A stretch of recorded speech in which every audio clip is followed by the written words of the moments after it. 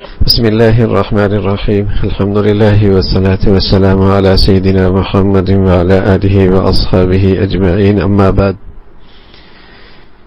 قدرے تاخیر ہو گئی، جمعے کی مصروفیات چل رہی تھی، تو الحمدللہ آج ہماری تفسیر کا خلاصہ کا یہ سلسلہ سورہ یاسین سے ہے. یاسین والقرآن الحکیم انک لمن المرسلین علی صراط مستقیم. اور یہ سورت قرآن کے اندر اس کی حیثیت دل کی سی ہے. سبحان اللہ. اس کی ابتدا میں قرآن کی قسم ہے، رسول اللہ صلی اللہ علیہ وسلم اللہ کے رسول ہیں، آپ کی رسالت کی گواہی اللہ قرآن مجید کی قسم کے ساتھ. اور پھر قرآن کی غرض بتائی گئی، کیوں آیا، اس کا مقصد کیا ہے. پھر ان کفار کا تذکرہ ہے جن کی کفر کی زندگی اس قدر آگے کہ ان پر مہر لگ گئی اور ہمیشہ کے لیے ان سے ہدایت کی توفیق سلب کر لی گئی. اور پھر ان مخلص داعیوں کا تذکرہ ہے جو ایک بستی پہ آئے اور ان بستی والوں نے ایک کے بعد دیگرے 3 اللہ کے ان مخلص داعیوں کو اور اللہ کے ان پیغمبروں کو شہید کیا. انہی قوم کا ایک شخص حبیب نجار، جسے اللہ نے ایمان کی دولت دی اور اپنی قوم کو سمجھانے آیا کہ یہ اللہ کی بات کرتے ہیں، تم انہیں کیوں ستاتے ہو اور کیوں ان پہ ظلم ڈھا رہے ہو. تو قوم اس پر بھی ٹوٹ پڑی اور اسے بھی شہید کر دیا گیا. اور اس کے کلام کا تذکرہ ہے، اللہ نے اسے جنت سے سرفراز فرمایا. اور پھر جنت کی نعمتیں جب اس کے سامنے آئیں تو کہنے لگا، کاش کہ میری قوم کو پتہ ہوتا اللہ نے میرے ساتھ کیسا بڑھیا معاملہ کیا ہے، کیا عزت بخشی ہے. حضرت عبداللہ ابن عباس فرمایا کرتے تھے رضی اللہ تعالیٰ عنہما، کتنا خیر خواہ ہے یہ شخص، اپنی قوم کا زندگی میں بھی خیر خواہی ہے اور مرنے کے بعد بھی اپنی قوم کی خیر خواہی کی بات کر رہا ہے. اور پھر اللہ کی قدرت کا تذکرہ ہے، یہ سارا زمین و آسمان اللہ کی وحدانیت پر، یہ سارے تکوینی نظام، یہ سارے دلائل اللہ کی بڑائی عظمت پہ شاہد ہیں.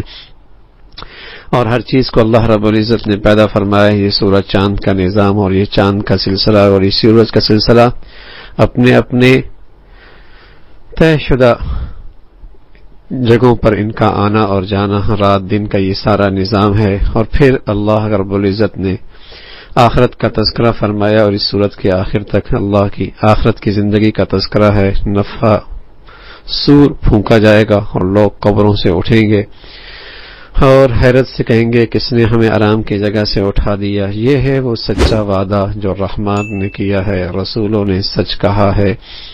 آج کسی پہ ظلم نہیں ہوگا، جنت والے نعمتوں میں ہوں گے اور تخت پر مسیریوں پر بیٹھے جنت کی نعمتوں سے لطف اندوز ہو رہے ہوں گے. سلامتی کی آوازیں ان کی طرف ہر طرف سے آ رہی ہوں گی.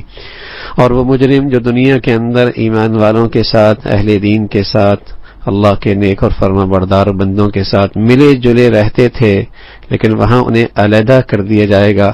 اور مجرموں کی صفیں الگ ہوں گی اور ایمان اور فرما بردار والوں بندوں کی صفیں الگ ہوں گی. اسی کا تذکرہ ہے. پھر جہنم جس کا ان سے وعدہ کیا گیا، ان کی کفر کی وجہ سے انہیں اس میں داخل ہونا ہے، اس کا تذکرہ ہے. پھر انسان اپنی تخلیق پہ غور تو کرے، جیسے مرنے کے بعد کی زندگی کا احساس ہوگا. اور پھر کس طریقے سے اللہ رب العزت نے اس انسان کو پیدا کیا، نطفے سے اور پھر ایک بے جان سی چیز سے، اور پھر اللہ نے اس کی تخلیق فرمائی. کفار کا یہی کہنا کہ ہڈیاں ہو جائیں گے، بوسیدہ ہو جائیں گے، پھر ہمیں کیسے زندہ کیا جائے گا. فرمایا دیکھو نا، سبز رخ سے آگ کون پیدا کرتا ہے، زمین و آسمان کا خالق کون ہے، کس ذات نے اس سارے کائنات کا نظام بنایا ہے. اس کے لیے کیا مشکل ہے، بس اس کا تو ارادہ کرنا ہے اور وہ چیز وجود میں آ جاتی ہے. کن کہنا ہے اور وہ چیز وجود میں آ جاتی ہے. اللہ رب العزت ہر کمزوریوں سے پاک ہے. تم نے سبھی نے اللہ کی طرف لوٹ کے آنا ہے. اور پھر سورہ صافات کا ہے، صافات فرشتوں کی صف بندی اور یہ اسلام کا نظم و ضبط، اس کی طرف بھی اشارہ ہے. اور ساری قسموں کے بعد بتایا کہ اللہ اپنی ذات میں، اپنی صفات میں، اپنی عبادت میں یکساں ہے، کوئی اس کا شریک نہیں ہے. پھر زمین و آسمان کا ایک نظام ہے اور پھر شہاب الثاقب کا کردار، کس طریقے سے وہ جنات جو غیب کی خبریں سننے کے لیے آسمانوں پہ جاتے اور ان کے وہ پیچھا شہاب الثاقب کے ذریعے انہیں سزا دی جاتی، اس کا تذکرہ، پھر آخرت کا تذکرہ، پھر وہی کفار کے گھسے پٹے سوالات کے مرنے کے بعد دوبارہ زندہ کیسے ہونا، پھر آخرت کا ایک منظرنامہ کہ وقفوہم انہم مسئولون، ایک جگہ پر سبھی کو روک دیا جائے گا، جب تک اپنی زندگی کا احتساب نہیں دو گے، جواب نہیں دو گے، آگے نہیں جا سکتے، رک جاؤ یہیں پر، تم سے پہلے پوچھ ہوگی تمہاری زندگی کے بارے میں، اور آج تمہارا کوئی مددگار نہیں ہوگا۔ اللہ کے نبی بھی فرمایا کرتے تھے صلی اللہ علیہ وسلم، لا تزول قدم ابن آدم، آدم کا بیٹے کا پاؤں اپنی جگہ سے کھسکے گا نہیں جب تک کہ اسے چند سوالوں کا جواب وہ نہ دے پائے۔ اس سے پوچھا جائے گا عن عمرہ فیما افنا وعن شبابہ فیما ابلا، جوانی کہاں پرانی کی، زندگی کہاں گنوائی، اور کیا مال کہاں سے مال کمایا، کہاں خرچ کیا، اور ماذا عمل فیما علیما، اپنے جانے پہ کیا عمل کرتے تھے۔ تو یہ زندگی کا اور جوانی کا اور آمد اور خرچ کا اور علم و عمل کا یہ سوال ہونا ہے، اور سبھی سے ہونا ہے۔ وقفوہم انہم مسئولون، ٹھہر جاؤ، سوال ہوگا، اسی کا تذکرہ ہے۔ پھر مجرموں کے لیے ان کی سزا ہے، اور اس دن وہ عذاب کے اندر سب اکٹھے ہوں گے، اس کا تذکرہ فرمایا۔ پھر اہل جنت کا تذکرہ، وہ بالا خانوں کے اندر ہوں گے اور آپس میں باہمی محو گفتگو ہوں گے، اور جنت کی نعمتوں سے لطف اندوز اور رہے ہوں گے، پینے میں اور پلانے میں انہیں خوب لذت ہو رہی ہوگی۔ اور پھر وہاں جنتی آپس میں تذکرہ کرتے کرتے ان میں سے ایک شخص جس کا کوئی ایک ہم نشین تھا جو منکر قیامت تھا، آخرت کی زندگی کا انکار کرتا تھا، جسے آج کا روشن خیال عقل پرست، وہ کہتا تھا میری عقل میں نہیں آ رہی کہ مرنے کے بعد پھر کیسے زندگی ہوگی، ہڈیاں ہو جائیں گے، بوسیدہ ہو جائیں گے، مٹی ہو جائیں گے، پھر ہماری زندگی کیسی ہوگی، اے اللہ تعالیٰ مجھے اس سے کچھ آگاہ فرما دے۔ تو اسے دکھایا جائے گا وہ جہنم کے بیچوں بیچ ہوگا۔ تو یہ شخص کہے گا اے اللہ تیرا فضل ہے، تیرا کرم ہے، اگر آج آپ کا مجھ پہ فضل نہ ہوتا تو اس مصیبت میں اور اس نام نہاد عقل پرستی کے اندر اس عذاب میں بھی مبتلا ہوتا۔ یہ اللہ کی بہت بڑی کامیابی ہے کہ اللہ نے اس عذاب سے محفوظ فرمایا ہے۔ پھر حضرت نوح علیہ السلام کا تذکرہ ہے، اور پھر حضرت ابراہیم علیہ السلام کا تفصیلی تذکرہ۔ اللہ رب العزت نے انہیں توحید اور عقید جسے کہیں کہ توحید کا علم مردار بنایا، اور قوم کو انہوں نے اللہ کی وحدانیت کی طرف بلایا اور سمجھایا کہ جنہیں تم پوجا کر رہے ہو ان کے اندر تو یہ صلاحیت نہیں کہ تمہیں نفع دیں نقصان دیں۔ قوم نہ مانی، اور قوم ایک دن اپنے جشن کے لیے جب باہر نکلی تو حضرت ابراہیم علیہ السلام نے جا کر ان کی گھت بنا دی، اور ان کے دائیں بائیں بازو اور ان کے کسی کے سر کسی کی گردن اڑا دی، اس کا تذکرہ فرمایا۔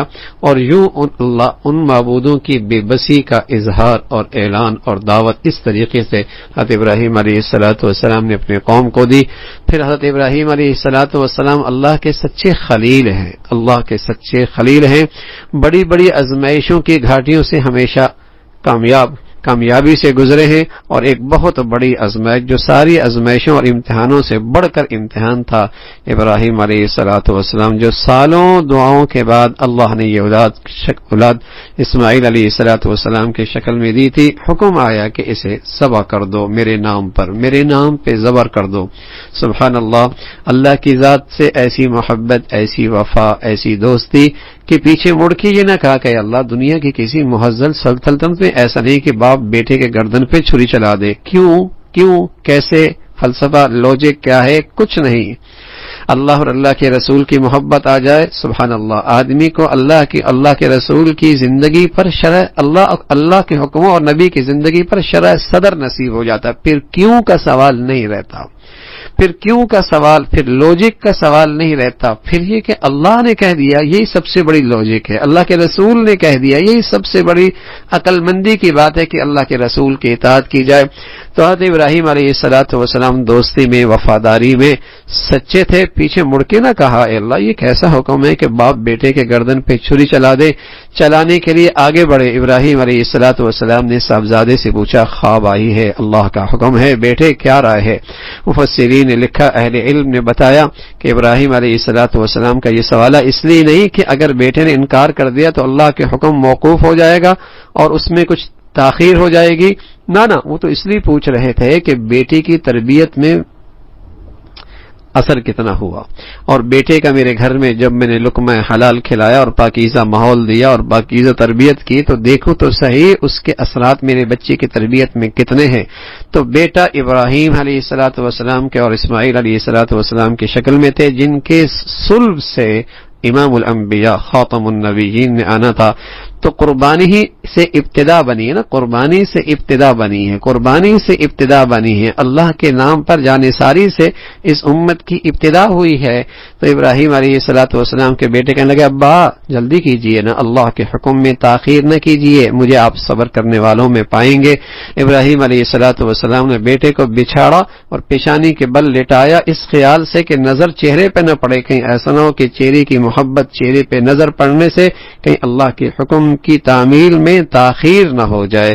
اللہ اللہ ہے، قربانی دیکھ رہے ہیں، لے نہیں رہے، فوراً اوپر سے اللہ رب العزت نے جنت سے ایک دمبا بھیجا اور اس کے بدلے میں ابراہیم علیہ السلام نے اسے ذبح کیا، اور ساری امت کے لیے ہمیشہ کے لیے یہ سنت قرار پائی کہ مسلمان ہمیشہ ابراہیم علیہ السلام کی سنت کو عید الاضحیٰ کے موقع پہ پورا کیا کریں۔ یہ سنت کیا ہے؟ حقیقت میں اس بات کا اعلان ہے کہ اے اللہ یہ جانور کی آپ قربانی لے رہے ہیں، اگر ہماری جان کی لیتے، ہماری اولاد کی لیتے، ہماری عزت کی لیتے، تیری خاطر ہم ساری قربانی دینے کے لیے تیار ہیں۔ ایمان اسی کا نام ہے، ایمان اسی کا نام ہے، اسلام اسی کا نام ہے۔ ابراہیم علیہ السلام کو اللہ نے بیٹا پھر اسحاق دیا، پھر مختلف انبیاء علیہ السلام کا تذکرہ، حضرت موسیٰ، حضرت ہارون، حضرت الیاس اور حضرت لوط کا، سارے انبیاء علیہ السلام کا تذکرہ ہے، اور پھر حضرت یونس علیہ السلام کا تذکرہ، اور مچھلی کے اندر کچھ دیر تک رہے اور اللہ کی حمد و ثنا کرتے رہے۔ سبق ملتا ہے آزمائش کے گھڑیوں میں نجات کا راستہ اللہ کی حمد اور ثنا ہے، توبہ اور استغفار ہے۔ نجات آزمائشوں سے نکلنے کا راستہ پیغمبروں کی تعلیم یہی ہے، اللہ کی حمد و ثنا ہے اور توبہ اور استغفار کے کلمات ہیں، یہی غموں سے اور مشکلات سے اور پریشانیوں سے نجات کی صورت اور وظیفہ ہے جو انبیاء علیہ السلام نے اختیار کیا، اسی کا تذکرہ۔ پھر مشرکین کی مذمت فرمائی، اپنے لیے بیٹے پسند کرتے ہیں، اللہ کے لیے فرشتوں کی شکل میں بیٹیوں کی نسبت کرتے ہیں، اللہ رب العزت ہر قسم کی اولاد سے پاک ہے، اسی کا تذکرہ ہے۔ اور پھر اللہ رب العزت نے فرمایا پیغمبر آپ صبر کیجئے، صبر کیجئے، ان قریب فیصلہ ہو جائے گا، اور اللہ رب العزت ہر قسم کی شرکت سے، ہر قسم کی شرکاء سے ہمیشہ پاک ہے، اس کا تذکرہ ہے۔ پھر سورہ صاد ہے، قرآن کی عظمت کا تذکرہ ہے، اور وہی کفار کا اعتراض قیامت کے بارے میں اور قرآن کے بارے میں کہ یہ قرآن ایک معجزہ ہے، یہ قرآن ایک جادو ہے، اور کہنے والے کے بارے میں جھوٹ کی نسبت کر رہے ہیں، اللہ کے نبی کے بارے میں گستاخی اور مرنے کے بعد کی زندگی کا انکار۔ پھر انبیاء علیہ السلام کا تذکرہ، قوم نوح، قوم سمود اور قوم نوح، قوم سمود، قوم عاد، فرعون، اور اسی طریقے سے قوم لوط کا تذکرہ، اصحاب الایکہ۔ ہر ایک نے پیغمبروں کی جب تکذیب کی تو پھر اللہ کی پکڑ ان پر آئی۔ حضرت داؤد علیہ السلام آزمائش میں آئے، لیکن اس آزمائش کی گھڑی میں کیا کیا؟ اس فیصلے میں جب آزمائش ہوئی تو کیا کیا؟ اللہ کی طرف رجوع کیا، اور پھر اللہ کے حضرت داؤد کا جو بلند مرتبہ ہے اس کا تذکرہ ہے۔ پھر حضرت سلیمان علیہ السلام ہیں، اللہ رب العزت نے ان کو بھی ایسی غیر معمولی سلطنت سے نوازا، وہ بھی آزمائش میں جب آئے تو اللہ کی طرف رجوع کیا اور اللہ سے عرض کیا اللہ ایسی سلطنت دے دے جو کسی کی بھی نہ ہو، اور پھر اللہ نے ایسی ہی سلطنت دی، ہوائیں تابع ہو گئیں، جنات مسخر ہو گئے، پرندوں کی گویائی دے دی، اور ایسی اللہ رب العزت نے غیر معمولی سلطنت۔ لیکن سلیمان علیہ السلام کی زندگی میں عاجزی بڑی، انکساری بڑی، شکر گزاری بڑی، اور یہی اللہ کی مقبول بندوں کی علامت ہے کہ جو جو نعمتوں میں اضافہ ہو ان میں عاجزی اور انکساری اور شکر گزاری کی زندگی میں اضافہ ہو۔ پھر حضرت ایوب علیہ السلام کا تذکرہ، ایک لمبے عرصے تک بیماری میں مبتلا رہے، لیکن سبحان اللہ مزاج نہ بدلا، زندگی نہ بدلی، اللہ کی طرف رجوع نہ کرنا نہ بدلا، اللہ کی بندگی میں اور اللہ کی طرف رجوع کرنے میں اور بڑھتے چلے گئے، اور اللہ نے تعریف فرمائی نعم العبد، بڑا ہی میرا اچھا بندہ ہے، بڑا ہی اچھا بندہ ہے حضرت ایوب علیہ السلام. اس لمبے عرصے کے اندر جہاں بچے بھی چلے گئے، مال و دولت بھی ضائع ہو گیا، بیماری بھی جسم پہ آ گئی، سب کچھ ہی اجڑ گیا، لیکن سبحان اللہ اللہ کا در نہیں چھوڑا، اللہ کا در نہیں چھوڑا. یہی مسلمان کی شان ہے بھائی. تھوڑی سی ازمائش پہ اللہ سے روٹھ جانا، اللہ کے شکوے کر دینا، یہ کسی گناہ کی نحوست ہے، یہ کسی گناہ کی نحوست ہے، یہ اندر کی کسی گندگی کا ریئیکشن ہے. ورنہ مومن کی شان تو یہ ہے، چاہے خوشحالی ہو اور چاہے فراوانی ہو اور چاہے تنگ دستی ہو اور چاہے ازمائش ہو اور چاہے بیماریوں کا موسم ہو، اس کے اندر اللہ کی بندگی ہی نظر آنی چاہیے، اللہ کی بندگی ہی نظر آنی چاہیے. کبھی شکر گزاری کی شکل میں، کبھی صبر اور استقامت کی شکل میں، اور کبھی رضا بالقضاء کی شکل میں کہ اللہ کے ہر فیصلوں پہ راضی ہیں. پھر حضرت ابراہیم علیہ الصلوۃ والسلام، اسحاق علیہ الصلوۃ والسلام، یعقوب علیہ الصلوۃ والسلام، ان سارے انبیاء علیہ الصلوۃ والسلام کا تذکرہ، اور اللہ کے ہاں ان کا بلند مرتبہ، بلند مقام کا تذکرہ ہے. پھر اہل جنت کا تذکرہ ہے. وہاں جنت والے ہر قسم کے مشروبات سے، ہر قسم کے پھلوں سے خوب لطف اندوز ہو رہے ہوں گے، اور یہ ساری نعمتیں ایسی ہوں گی جن پر نہ کبھی فنا آئے گی، نہ ان کے اندر کبھی کمی آئے گی. اور اس کے بالمقابل وہ ظالم، وہ سرکش جو شرک میں اور کفر میں، نافرمانی میں زندگی گزارتے رہے، ان کے لیے جہنم کا تذکرہ ہے، اور ان میں جہنمی آپس میں ایک دوسرے کو کوستے رہیں گے. اسی کا تذکرہ فرمایا. زمین و آسمان کا مالک اکیلا اللہ ہے، اور یہ قیامت آنے والی ہے.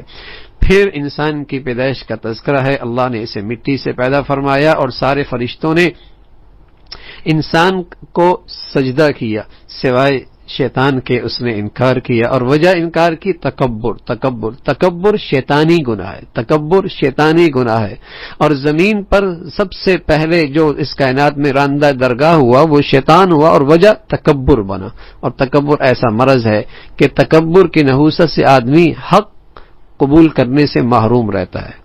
جتنا بھی بڑے بڑے قریش کے بڑے بڑے سردار جنہوں نے معجزہ دیکھے، نبی کی خوبصورت زندگی دیکھی، نبی جیسا پیغمبر اور نبی جیسا داعی دیکھا، لیکن تکبر رکاوٹ بن گیا، تکبر رکاوٹ بن گیا. آج بھی متکبرین کے لیے دین پہ چلنا ان کا تکبر رکاوٹ بنا ہوا ہے. وہ اللہ کے گھروں میں آنے سے محروم ہیں، اہل اللہ کے پاس بیٹھنے سے محروم ہیں، نیک صحبت میں بیٹھنا انہیں نصیب نہیں ہوتا. کیوں؟ اس لیے کہ وہ اپنی شان ان کے دل و دماغ میں ایسی بڑائی بیٹھی ہوئی ہے کہ یہ ساری چیزیں ان کے نظروں میں حقارت کی ہیں، الیاذ باللہ. تو یہ تکبر اور غرور شیطانی گناہ ہے. اللہ ہمیشہ اس سے ہمیں محفوظ فرمائے. اور اللہ کے ہاں اتنا ناپسند ہے، فرمایا رائی کے برابر بھی کسی کے اندر یہ تکبر ہے تو وہ جنت کے لائق نہیں ہے، وہ جنت کے لائق نہیں ہے. اللہ حفاظت فرمائے. پھر پیغمبر علیہ الصلوۃ والسلام، پیغمبروں کا ایک عام پیغام ہے کہ ہماری اس دعوت سے مقصود کوئی ذاتی مفاد اور دنیا کا معاوضہ اور دنیا کی اغراض نہیں ہے. ہم تو صرف اللہ کا یہ پیغام لوگوں کی نصیحت کے لیے لوگوں کو بتا رہے ہیں. اسی کا تذکرہ فرمایا. اور پھر سورہ زمر ہے، قرآن کی عظمت کا تذکرہ ہے، اور مشرکین کے شرک کا تذکرہ کہ وہ اللہ کے ساتھ شریک ٹھہراتے ہیں، اور ان کا عقیدہ اور نظریہ یہ ہے کہ ہماری سنی نہیں جاتی اور ان کی لٹائی نہیں جاتی. یہ اللہ کے اتنے قریب ہیں کہ اللہ سے اپنی ہر بات منا لیں گے. یہ اس شرک کی نفی کی گئی. اور جو آج بھی دنیا کے اندر یہ شرک کی ایسی بہت ساری قسمیں رواج پا رہی ہیں. پھر زمین و آسمان کا تذکرہ ہے، آسمان اور دن رات کا تذکرہ، اور سورج اور چاند کا نظام. یہ سارا نظام ایک وقت مقرر تک چل رہا ہے. پھر انسان کی تخلیق اور اس کی پیدائش، پھر مختلف جانور جن کو اللہ رب العزت نے پیدا فرمایا. اس کے سوا کوئی معبود نہیں، اس کے سوا کوئی حاجت روا نہیں، اس کے سوا کوئی مشکل کشا نہیں. عبادت کا لائق اکیلا اللہ ہے. نہ جانے یہ مشرک کدھر جا رہے ہیں. اسی کا تذکرہ. پھر انسان کو جب کوئی تکلیف پہنچتی ہے اللہ کی طرف رجوع کرتا ہے. لیکن جیسی وہ تکلیف ہٹتی ہے اللہ کی طرف سے کوئی مہربانی ہوتی ہے، ایسا اللہ کو بھلاتا ہے جیسے اس نے اللہ کو یاد ہی نہیں کیا، بلکہ اللہ کے ساتھ شریک ٹھہرانے لگتا ہے، شرک کرنے لگتا ہے. اسی کا تذکرہ فرمایا. اے وہ لوگو جو ایمان لائے، اللہ سے ڈرو، اللہ سے ڈرو. اس تقوی کی برکت تمہیں دنیا کے اندر بھی ملیں گی، اور اللہ رب العزت کے ہاں صبر کرنے والوں کے لیے، دین پر جمنے والوں کے لیے بہت بڑا اجر ہے اور بے حساب اجر ہے. اسی کا تذکرہ. اے پیغمبر آپ انہیں کہہ دیں میں شرک نہیں کر سکتا، میں تو اللہ کا فرما بردار ہوں. اسی کا تذکرہ. پھر وہ لوگ جو شرک سے بچتے ہیں، اللہ کی طرف رجوع کرتے ہیں، ان کے لیے خوشخبری ہے۔ اور یہی وہ لوگ ہیں جو عقل مند ہیں، جو شرک سے پرہیز کرتے ہیں، اہل اللہ کی بات، اللہ کی بات توجہ سے سنتے ہیں اور اللہ کی سنی ہوئی بات پہ اتباع کرتے ہیں، یہی لوگ عقل مند لوگ ہیں، یہی لوگ ہدایت یافتہ ہیں۔ اسی کا تذکرہ۔ اور اہل تقوی پہ، اہل تقوی کو تقوی پر کیا انعامات ملنے والی ہیں؟ بہتی والی نہریں ہیں، یہ اللہ کا وعدہ ہے، یہ پورا ہو کے رہنا ہے۔ یہ سارے محلات اور بلند و بالا، یہ بالا خانے اللہ رب العزت نے تقوی کی قیمت پر اہل اسلام کو، اہل تقوی کو عطا فرمانے ہیں۔ اسی کا تذکرہ پھر زمین و آسمان کا تذکرہ ہے۔ پھر شرح صدر جس کو اللہ رب العزت نصیب فرما دے، اس پر اللہ کا بڑا فضل ہو گیا۔ صدر اسلام کا یعنی ہر اسلام کا حکم پورا کرنا اس کے لیے آسان ہو جائے، کسی اسلام کے حکم کے بارے میں اس کے اندر اشکال نہ رہے اور اس کے بارے میں کوئی کجی باقی نہ رہے، اور یہ اللہ کا بڑا فضل ہوتا ہے جسے اللہ رب العزت شرح صدر نصیب فرماتے ہیں۔ اور رسول اللہ صلی اللہ علیہ وسلم سے جب پوچھا گیا یا رسول اللہ شرح صدر مل جائے، اس کی کوئی علامات بھی ہیں زندگی میں، اس کی کوئی علامات بھی ہیں زندگی میں؟ آپ نے فرمایا ہاں اس کی علامات ہیں، التجافی عن دار الغرور والانابۃ الی دار الخلود والاستعداد للموت قبل النزول۔ جسے اللہ شرح صدر نصیب فرما دے، اس کی زندگی میں یہ علامات ہوتی ہیں کہ اسے آخرت کا شوق ذوق مل جاتا ہے اور دنیا سے اس کا دل اچاہٹ ہونے لگتا ہے اور اس کی بے رغبتی اس کے دل میں پیدا ہو جاتی ہے، اور اپنے اصلی وطن جانے سے پہلے اس کی تیاری میں مشغول ہو جاتا ہے، یعنی توبہ تائب ہو جاتا ہے، نیکیوں میں اور فرما برداری میں اس کی زندگی میں اضافہ نظر آتا ہے۔ یہ سب علامت ہیں کہ اللہ رب العزت نے اسے شرح صدر والی زندگی نصیب فرمائی ہے۔ پھر قرآن کی عظمت کا تذکرہ ہے۔ اہل ایمان وہ ہیں جن کے دل اللہ کے خوف سے بس اوقات رونگٹے کھڑے ہو جاتے ہیں، رونگٹے کھڑے ہو جاتے ہیں، اللہ کی ایسی عظمت، ایسی بڑائی ان کے دلوں کے اندر ہے۔ پھر کفار کی مذمت فرمائی، پھر فرمایا شرک کی مثال تو ایسی ہے جیسے ایک غلام اور اس کے بہت سارے شرکا، اس کے مالک بہت سارے اور ہر ایک بد مزاج۔ بتائیے اب اس غلام کا کیا حال ہوگا؟ ایک کہے ادھر آؤ، دوسرا کہے ادھر آؤ، ایک کہے بیٹھ جاؤ، ایک کہے کھڑا ہو جاؤ۔ بتاؤ وہ کتنا پریشان حال ہوگا جس کے بہت سارے مالک ہوں اور سبھی بد مزاج ہوں، بد سلیقہ ہوں۔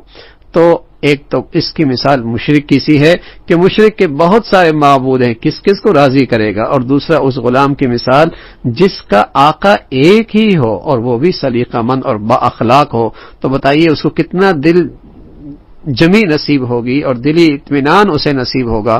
تو موحد آدمی اس کا معبود برحق ایک ہے، اسے یکسوئی نصیب ہوتی ہے، اسے اطمینان نصیب ہوتا ہے، اور مشرک کے معبود بہت ہیں، ہر ایک سے خوف زدہ بھی رہتا ہے، ہر ایک سے امید بھی لگائے بیٹھا ہے، ہر ایک کے لیے جسے کہ راضی کرنا بھی اس کے لیے مشکل ہوتا ہے، ہمیشہ پراگندہ حال رہتا ہے۔ تو ایمان والا ہمیشہ مطمئن رہتا ہے۔ بھائی سچا ایمان مل جائے نا اور واقعی اللہ کی وحدانیت پہ صحیح یقین مل جائے تو اس کا ثمرہ اس دنیا میں ہے کہ اللہ رب العزت دل جمی نصیب فرما دیتے ہیں، اللہ اطمینان نصیب فرما دیتے ہیں، اللہ کی بندگی سے سکون ملتا ہے۔ تو اسی کا تذکرہ فرمایا۔ اور پھر رسول اللہ صلی اللہ علیہ وسلم سے عام طور پہ یہ کہنا کہ آپ چلے جائیں گے تو دنیا کا سارا آپ کا نظام لایا ہوا نظام اور آپ کی شریعت بھی ختم ہو جائے گی، تو اللہ نے بتایا کہ اگر آپ پر موت طاری ہوگی تو یہ بھی تو مر جائیں گے، یہ بھی تو مر جائیں گے، اور سبھی کو مرنا ہے، دنیا سے سبھی نے جانا ہے، اسی کا تذکرہ فرمایا۔ اور پھر اللہ کے دربار میں حق سچ کا فیصلہ اجر اور سزا کی شکل میں اللہ کے ہاں فیصلہ ہوگا۔ اللہ عمل کی توفیق نصیب فرما دے۔ سبحانک اللہم و بحمدک، نشہد ان لا الہ الا اللہ، نستغفرک و نتوب الیک۔